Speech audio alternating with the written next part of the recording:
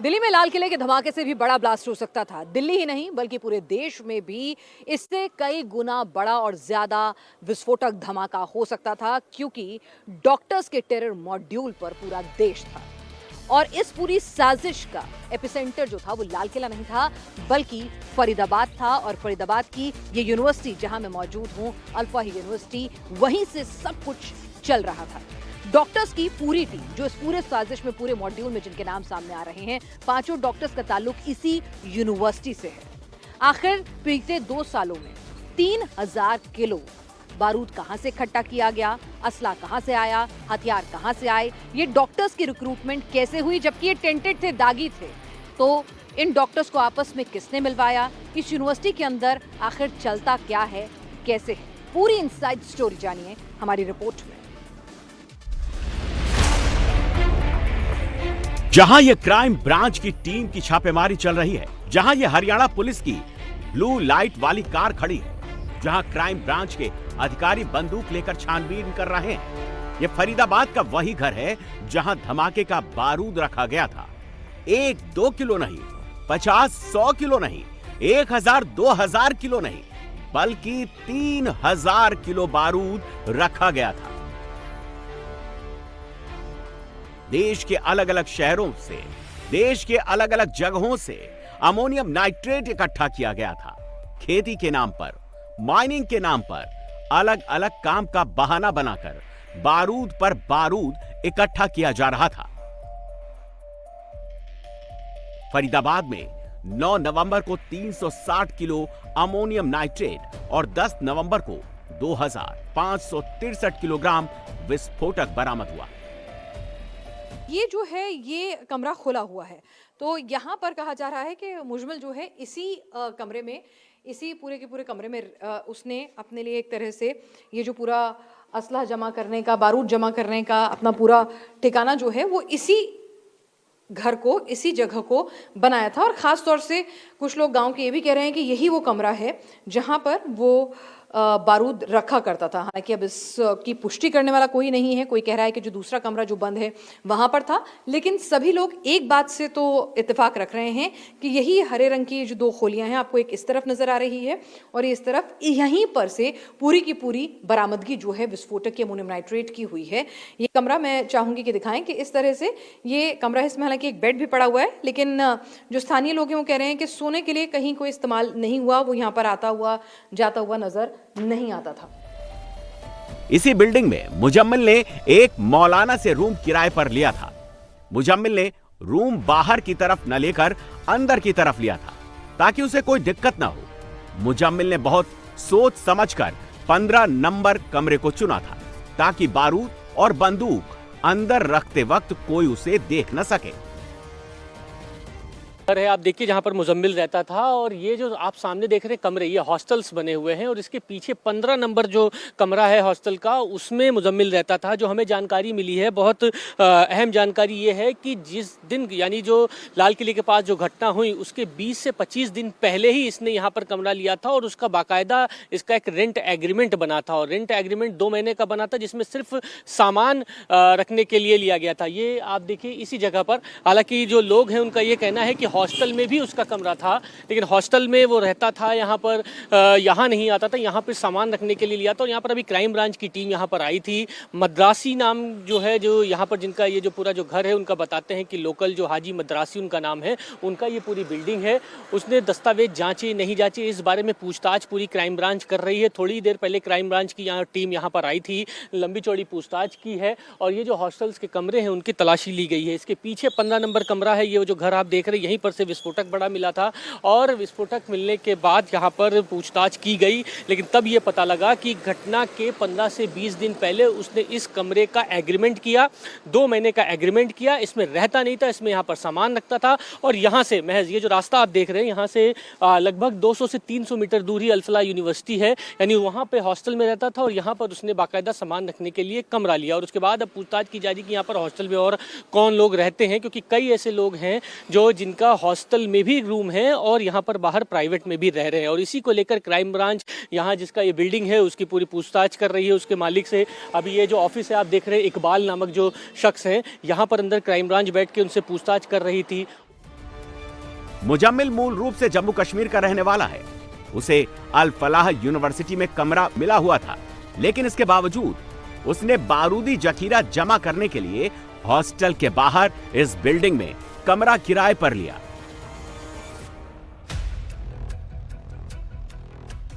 फरीदाबाद के धौज गांव में मुजम्मिल ने 13 सितंबर को कमरा किराए पर लिया था। इस कमरे का किराया 1200 रुपए महीना था। उसने 2 महीने का किराया 2400 रुपए एक साथ दिए थे। मकान मालिक को उसने कुछ सामान रखने की बात कही थी, लेकिन मकान मालिक ने पुलिस वेरिफिकेशन नहीं करवाया था। कुछ दिनों बाद यहां उसके साथ कुछ लोग आए थे, लेकिन ये लोग कौन थे कोई नहीं जानता। आसपास के लोगों को उसने बताया था कि ये लोग यूनिवर्सिटी के अंदर रहते थे।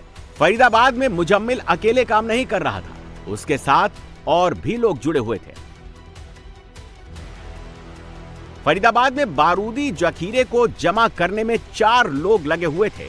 इसमें सबसे पहला है डॉक्टर मुजम्मिल शकील, दूसरा मौलवी हाफिज मोहम्मद इश्तियाक, तीसरा डॉक्टर शाहीन शाहिद और चौथा डॉक्टर उमर नबी, जिसने दिल्ली में कार ब्लास्ट को अंजाम दिया है। ब्लास्ट के चारों किरदार फरीदाबाद में अल फलाह यूनिवर्सिटी से कनेक्टेड हो रहे हैं। जिस जगह मुजम्मिल ने कमरा किराए पर लिया था, वहां से अल फलाह यूनिवर्सिटी महज 200 से 300 मीटर दूर है। डॉक्टर्स की इस टेरर कंपनी के खुलासे के बाद अब पूरी अल फलाह यूनिवर्सिटी सवालों के घेरे में है। इसी यूनिवर्सिटी में टेरर कंपनी में शामिल डॉक्टर्स को नौकरी दिलाई जा रही थी। इसी यूनिवर्सिटी में आतंकियों की मीटिंग पर मीटिंग हो रही थी। इसी यूनिवर्सिटी में 2 साल से ब्लास्ट की पूरी प्लानिंग चल रही थी। आपको बताएं, पहले 1997 में एक इंजीनियरिंग कॉलेज के तौर पर यहां पर सबसे पहले शुरुआत हुई। फिर 2013 में अल फलाह इंजीनियरिंग कॉलेज को यूजीसी से ए कैटेगरी की मान्यता हुई। 2014 में हरियाणा सरकार ने इस यूनिवर्सिटी का दर्जा दिया और 2015 में इसे यूजीसी की मान्यता मिली। अल फलाह मेडिकल कॉलेज भी इसी यूनिवर्सिटी का हिस्सा है। और आपको बता दें, यहाँ पर जो मेडिकल कॉलेज है उसमें 200 सीटें एमबीबीएस की हैं, 50 सीटें एमडी की हैं। और यहाँ पर जो स्टूडेंट्स आते हैं, क्योंकि ये अल्पसंख्यक यूनिवर्सिटी का एक प्राइवेट ऑप्शन है, जिस तरह से जामिया और एएमयू है, तो उसी तरह से एक ट्रस्ट द्वारा संचालित ये पूरी यूनिवर्सिटी है। और इस यूनिवर्सिटी के अंदर वो स्टूडेंट्स आते हैं जो स्कॉलरशिप पर यहाँ पर आते हैं, अल्पसंख्यक समुदाय से होते हैं। तो सबसे ज़्यादा यहाँ पर मेडिकल कॉलेज में दाखिला लेने वाले छात्रों की तादाद कश्मीर से होती है और डॉक्टर्स भी कश्मीर के ही डॉक्टर्स यहाँ पर पढ़ाते हैं, जिसमें doctor Muzammil, doctor Umar, doctor Shaheen और डॉक्टर अदील एक वक्त पर वो भी यहाँ पर काम किया करते थे। तो यहाँ पर इस यूनिवर्सिटी के अंदर आपको बता दें, एक 650 बेड वाला अस्पताल भी मौजूद है। और यहाँ इस यूनिवर्सिटी के भीतर पहले इंजीनियरिंग कॉलेज से इसकी शुरुआत हुई थी, लेकिन अब इंजीनियरिंग कॉलेज जो है वो बंद हो गया है। मेडिकल कॉलेज मुख्यतः यहाँ पर मेडिकल कॉलेज और हॉस्पिटल मेन तौर पर यहाँ पर कामकाज उसका हो रहा है। ये अल फलाह यूनिवर्सिटी का पार्किंग लॉट है, जहां लाइन से आपको जम्मू कश्मीर नंबर की खड़ी कारें दिखेंगी। ये सारी कारें उन स्टूडेंट्स और डॉक्टर्स की हैं जो जम्मू कश्मीर से इस अल फलाह यूनिवर्सिटी में पढ़ने आए हैं। अल फलाह यूनिवर्सिटी के अंदर कॉलेज का परिसर पूरी तरह से आइसोलेटेड कर दिया गया है। कई स्टूडेंट से पूछताछ हो रही है। अस्पताल प्रशासन ने 50 लोग अलग से तैनात किए हैं। मुजम्मिल फरीदाबाद की अल फलाह यूनिवर्सिटी में नौकरी कर रहा था और यूनिवर्सिटी के कैंपस के अंदर ही डॉक्टर्स क्वार्टर्स में रहता था। मुजम्मिल जनरल फिजिशियन था। हरियाणा क्राइम ब्रांच ने मुजम्मिल का हॉस्टल वाला कमरा सील कर दिया है। पुलिस ने मुजम्मिल का लैपटॉप और आईडी को जब्त कर लिया है। इस साजिश में एक और लैब टेक्नीशियन के शामिल होने की बात सामने आई है। क्राइम ब्रांच की टीम उससे भी पूछताछ कर रही है। 70 से 75 एकड़ में पूरा का पूरा कैंपस फैला हुआ है। इस कैंपस के भीतर ही 650 बेड वाला एक बड़ा अस्पताल भी सिचुएटेड है।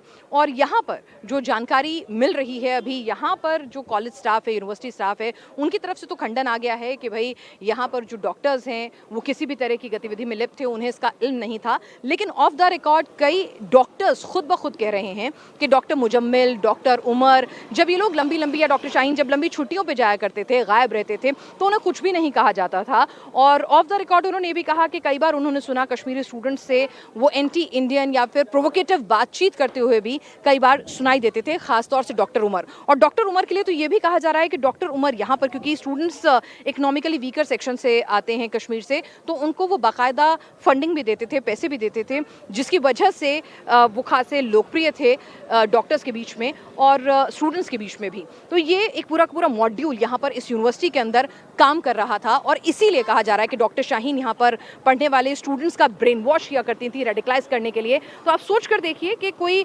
कश्मीर के नौजवान नहीं, सेपरेटिस्ट नहीं, किसी भी तरह से उनको रेडिकलाइज नहीं किया जा रहा है कि आप गरीब तबके के हैं, कम पढ़े लिखे हैं, आप बाकायदा डॉक्टर हैं, फुल फ्लेज आप प्रैक्टिस करते हैं, पढ़ाते हैं, प्रोफेसर भी हैं, यानी वाइट कॉलर जॉब के अंदर आप हैं और उन्हीं बच्चों को आप टारगेट कर रहे हैं जो इसी तरह से पूरे वेल एजुकेटेड, वेल एक्सपोज्ड बच्चे हैं। और इसी यूनिवर्सिटी में, अल फलाह यूनिवर्सिटी के अंदर एक दो नहीं बल्कि आप देखिए doctor Muzammil, doctor Umar, doctor Shaheen, doctor Adeel और अब एक और नाम डॉक्टर निसारुल हक का भी यहाँ पर सामने आ रहा है, जो फरार चल रहे हैं। उनकी बेटी को डिटेन किया गया है और वही डॉक्टर है जिसे जम्मू कश्मीर से निकाला गया था एक अस्पताल से क्योंकि वो आतंकी गतिविधियों में लिप्त था। तो सवालों के घेरे में ये भी है कि भाई रिक्रूटमेंट किसने की थी, इन डॉक्टर्स की रिक्रूटमेंट किसने की थी।